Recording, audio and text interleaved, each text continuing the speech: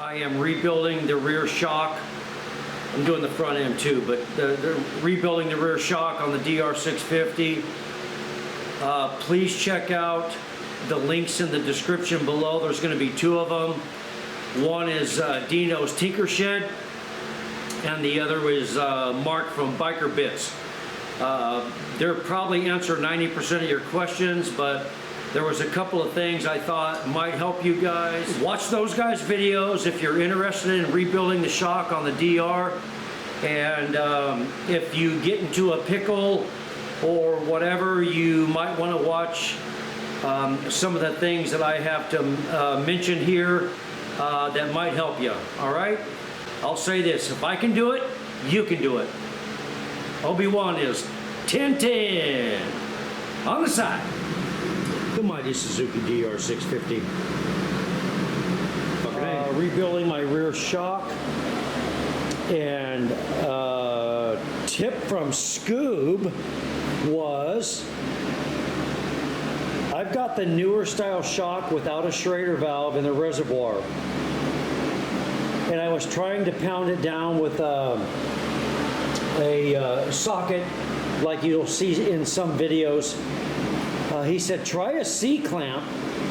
And so I hope you can see this.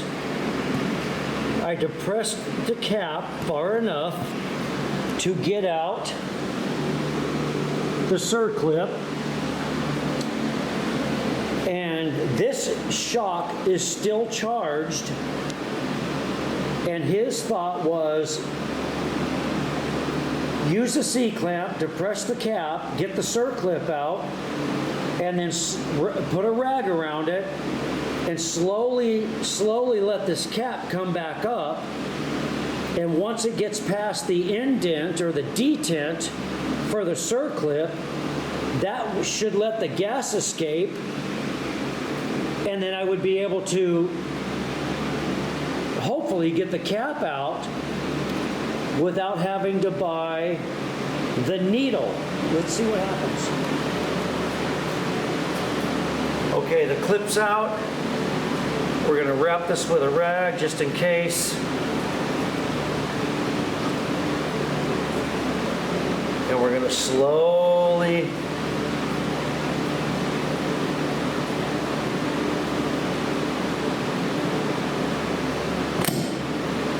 let the pressure off. And that popped right off.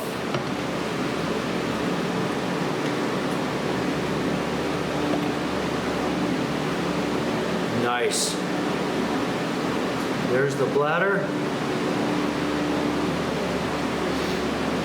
which looks good.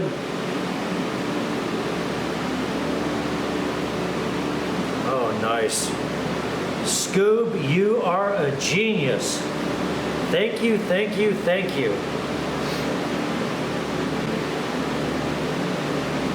And my kit, just for the record, is coming with a different cap, the older style, with a new Schrader valve. And after I get all my guts in here, new shim stack, new piston and all that, put new oil in there and all that, my new cap has the Schrader valve on it. And once I get all that put together, I'll take it to the bike shop and have them charge it with nitrogen. Getting this dust cover off is a pain in the ass. So I'm going to try a punch. And I'm using that little drain hole as my cheat sheet, if you will.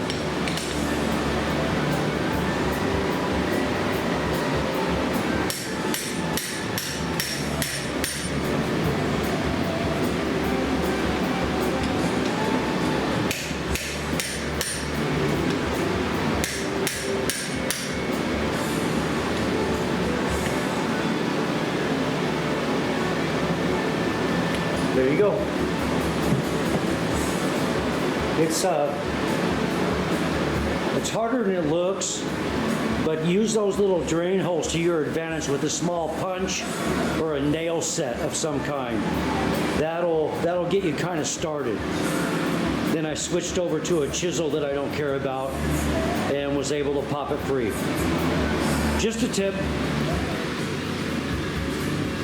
I tied this up out of the way with some fishing line, just to keep it up out of the way while I get the other circlip out and the guts out of the. Okay, got to get the second circlip out, and I don't have any pressure in this, so just you can do this with your fingers, whatever. Push that piston down,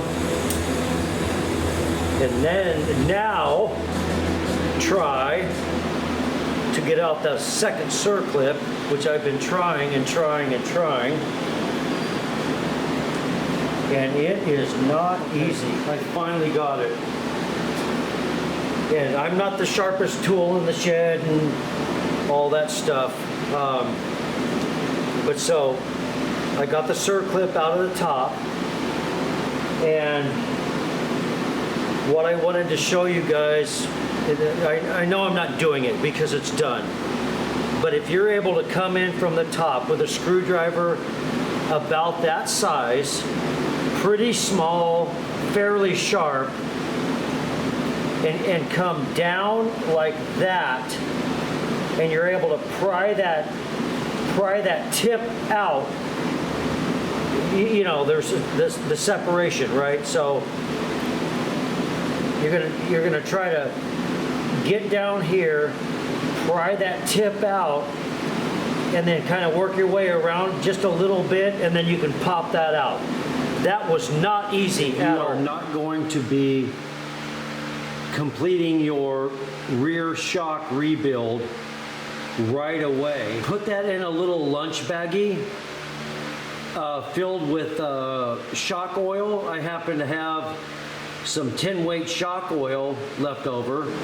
If you are rebuilding the shock like Scoob and I are,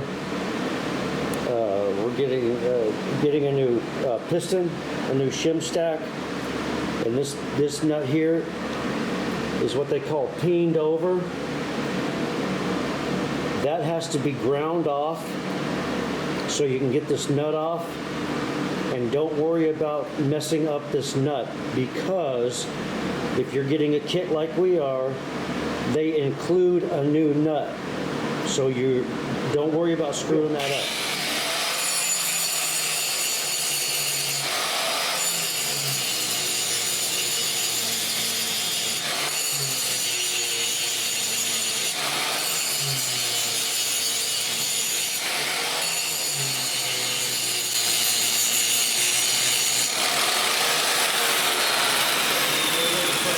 Get that nut off is tough, and it really wasn't that bad. After you grind off that peened over top, I used 7/8 down here because I'm working by myself.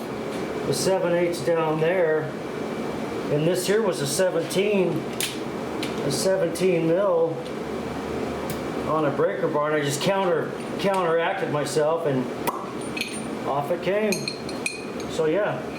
The rest of that will come off easy.